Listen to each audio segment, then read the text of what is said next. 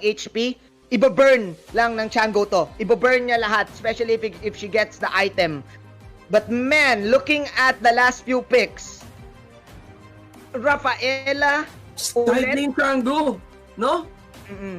Off lane Gatot, side lane Chango, tapos or side lane Carmilla. Side lane Chango, No? support Carmilla, Rafaela.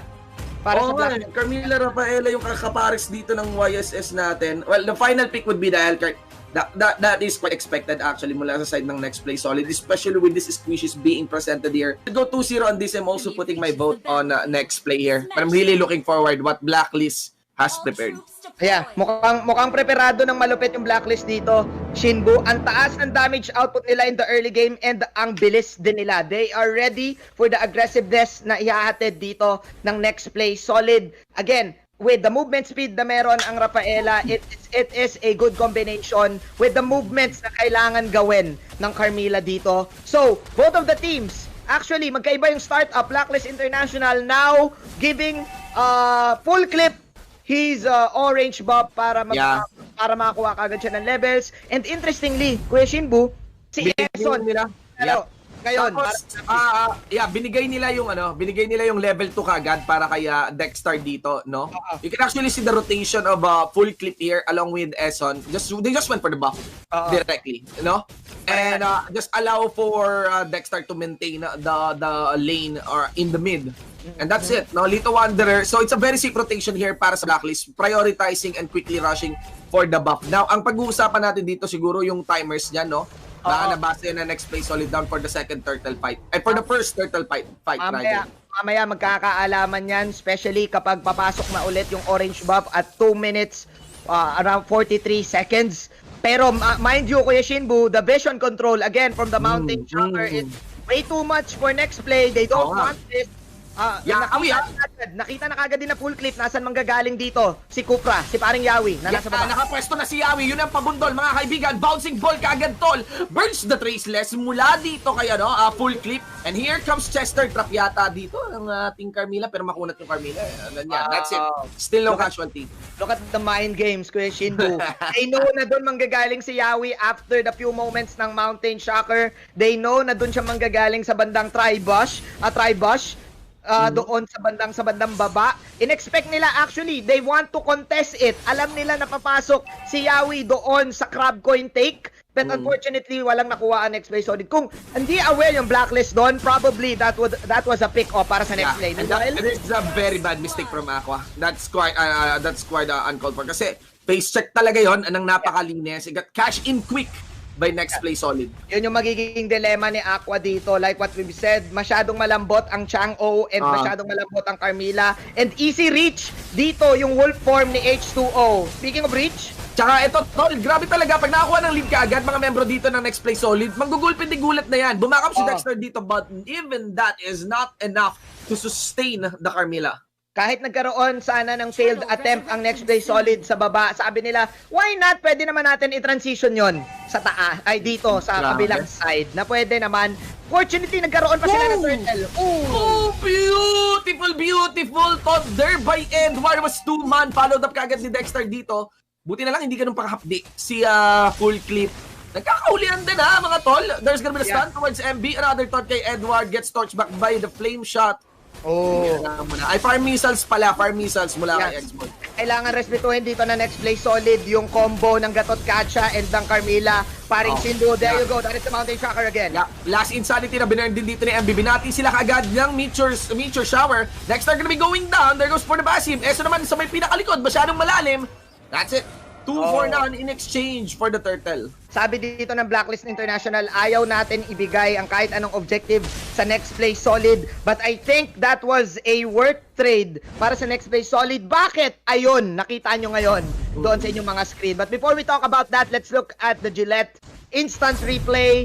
Masyadong malalim si Eson dito on boxing out. He did not expect, again, the damage right there. And mas naging worth it pa yun sa next play even though they didn't got the Turtle. They got kills, dalawa, and na-open up yung top lane. Mapapwersa ngayon ang ibang members ng Blacklist dito dumepensa sa top. And they can start cornering Aqua dito, pero buti na lang bintawan kaagad din ni Aqua yung kanyang Meteor Shower. Aim that for the minion wave. Dahil hindi nagdadodge yung minion wave.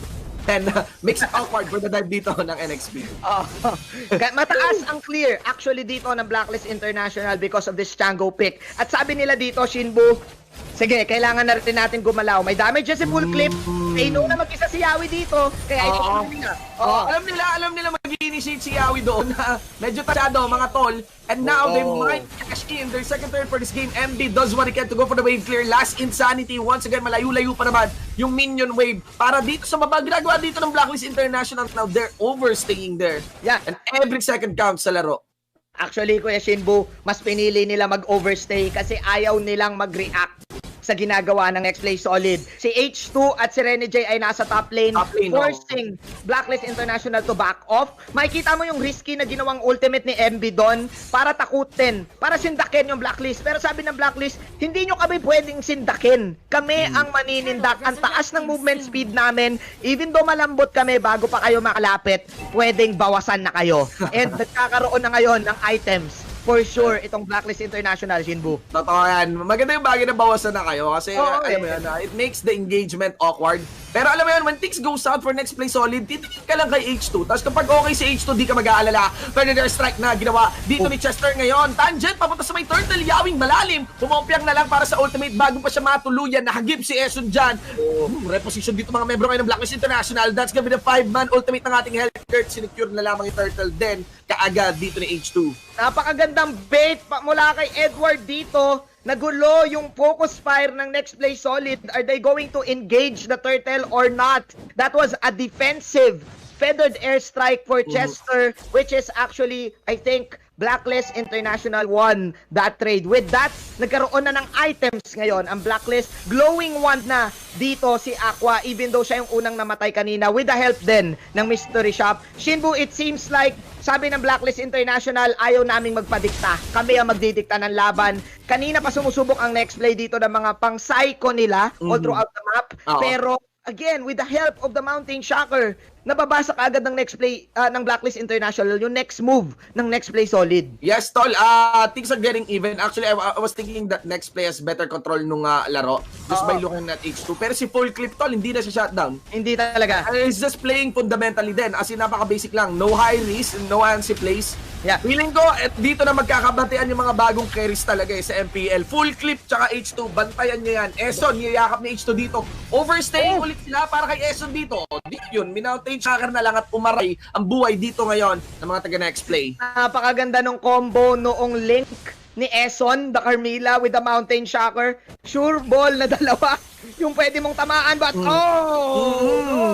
Ganda ng talo ni Rene J para lang to go on to the other side of that Meteor Shower. Meanwhile, members of Next Play Solid knows na wala nang panabumakap kay Dexter dito. Humabol kagad si Paring Ison. Goes for Full Clip. Aba, nag-traceless si Full Clip dito. Baka yun na. Nako, nawala si H2, mga kaibigan. Ininom lahat ni Paring Full Clip. And welcome, tol. Parehas tayo bago dito sa MPL, no? And MB here goes for the last Insanity. Pero syempre, the last pabalik, and that's it. Without any carries here for Next Play, they have to take a breather. wow. Yung uhaw na uhaw sa team fight, sana yung Next Play. At ayun, pinainom siya. Sabi dito ng Blacklist International, uhaw ka ba? Eto, ibibigay ko to sa'yo. I just want to commend the combo ngayon dito, Shinbu, ng Yishon Shin at ng Rafaela. Yishon Shin has this mechanic na kailangan mong i-switch yung weapon mo. So with the extra movement speed na meron ka, hindi mo kailangan mag-traceless in. No, may ganun ka pwedeng gawin. Lalapit ka na lang. Lalapit ka na lang. That's tapos, why glaive mode ka na, di ba? Nagkakaroon ngayon si Full Clip ng opportunity to proc the crits. Kaya nagmumukhang malambot pa rin si Yawi dito and si si Paring MB. So with this, Blacklist International, what they need to do right now is to discipline themselves, find the right positions. Again, they have the vision and wag lang sila maunahan na parang ganito. Pero kailangan bantayan pa rin ha. Alam natin kung gaano kalakas manggulang ng Next Play dito. Pag nahuli talaga si Full Clip, tapos na. Pero kita mo naman sa Stars ang ginawa dito ni Aqua. Grabe naman. Tubigin pala yung laro natin. H2 tsaka Aqua, man. Nakakauhaw talaga. Wow. Parang kakapihan ko na eh. Parang, nga eh. parang mamaya, parang pangkapihan itong laban Pagkapihan natin. no? Ay, nako, tol. Alam mo, hindi na uso yung I love you ngayon. Alam mo ba yon, tol? Ano na ba uso ngayon, Kuya Shinbu? Gusto mo ng kape? Ang sarap pakinggan. Tol.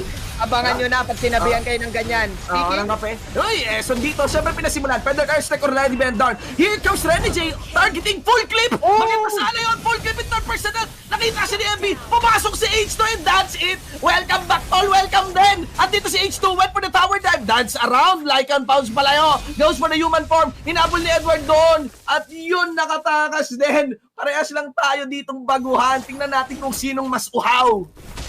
oh, my H2, that was clutch! From the line out rounds, I think yun yung pwedeng maging advantage ng isang farm na hero ni H2.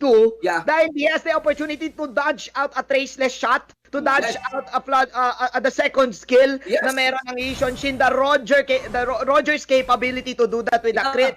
Let's look at the Not to mention the like and bounce. Easy access talaga eh sa hero eh. Pag sinilip mo dito sa ating Gillette Instant Replay. Yep. Ayan, Sama H2. There you go. The like and bounce to the normal hits. Question Bo. So with that, na-reset yung laban dito. This is next play solid. Sabi nila na, natalo tayo kanina sa early game. Natatalo tayo. Pero try natin sila i-outplay. And dito naman titest ngayon, yung pinag-uusapan natin kanina, Shinbu, na chemistry ng next play solid. Paano sila pagdating sa outplay mechanic? Diba? Ganda ng series. Dalawang tore, magkaparehas pa. Magkaparehas pa kung saan nabasag. Ladies and gentlemen, Eson once again, lagi na lang siya nakakasukap ng damage pero siguro matutuluyan na. Dexter na hindi ka agad nakabaka. Feathered airstrike na lang dyan for the back. Naku, hindi pala back. Sugod, sabi dito ni Edward. Aqua Otto, nasaan? Palamig ka muna mga kaibigan. Full clip naman. Kapiraman and break the code into the face. Here of next play. They get to take in Yawi and Chester in exchange for Eson. Nahirapan dito yung next play. Akala nila lamang na sila because of the pick-off na nakuha nila kay Eson. Pero kaya nga siya may esports sa pangalan niya dahil doon sa bait. Pinasarap lang pala ni Eson. Paring Shinbu. Grabe mambay talaga si Eson eh, no? Eson Esports. Tsaka, kidding aside, ang Blacklist International has very good range talaga. Ang layo ng nararating ng skills nila. Meron sa gilid, meron sa harap, meron sa taas. Daming pwedeng iba to sa'yo. May blood floods, di ba? May meteor shower. Tapos yung Gapot Kacha, ultimate, ang ganda ng Avatar of Guardian ha. Akala ko parang hindi sila sync, pero yung pala planado naman. Planado naman. Actually, kung hindi ganun kataas yung range nila, Shinbu, wala silang makukuha doon. We all thought na mag-isa lang si Edward na pumasok doon. Kala natin, mag-isa lang siya, baka malugi na pala. Pero hindi. From the side, sabi dito ni Aqua, look at this. Look at this. Meteor shower to the face. Tignan natin ngayon ha. Ito na nga ba, hindi lang si Full Clip, bantayan nyo rin si Aqua, Child Prodigy din to, Cartoon Heroes, mga kaibigan. Hindi na pinalabas ng base, kinarolingan na yung next play dito. And eto, kakaibang play ngayon, mula kay Renny J, waiting for someone to rotate for the purple buff, pero I think ito na lang, dinenay na lang ni Renny J yung purple buff. Yes. He knows na kung alam nila kung nasaan yung Hellcurt, that's more awkward for him. So, now he's going sneaky for the backline. Shin, actually, I think dito na nag-switch bigla yung next play solid. Bago nangyari yung team fights kanina na nanalo yung Blacklist International, next play solid was doing the next play solid, Renny J, gilid ka lang, tapos kapag ginawa ka, papasok kami.